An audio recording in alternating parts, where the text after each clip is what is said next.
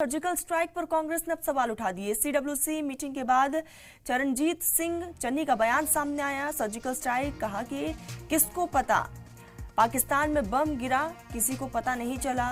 क्या हमारे देश में बम गिरेगा और हमें पता नहीं चलेगा? आपको बता दें कि सीडब्ल्यूसी की बैठक कांग्रेस की तरफ से बुलाई गई और उसके बाद से ही लगातार सरकार को घेरा जा रहा है और सीडब्ल्यूसी की बैठक में सिक्योरिटी को लेकर भी सवालिया निशान खड़े किए गए, क्योंकि पूरे जम्मू कश्मीर में 3 लेयर सिक्योरिटी मुहैया करवाई गई है। उसके बाद इस तरह के हमले लगातार विपक्ष की तरफ से सवाल खड़े किए जा रहे हैं। और इसी बीच चरण सिंह चन्नी की तरफ से ये बयान, सीडब्ल्यूसी मीटिंग के बाद चरणजीत सिंह चन्नी का ये बयान, जिसमें उन्होंने कहा कि सर्जिकल स्ट्राइक, कहा कि किसी को पता नहीं है पाकिस्तान में बम गिरा और किसी को पता नहीं चला, ऐसा हो नहीं सकता।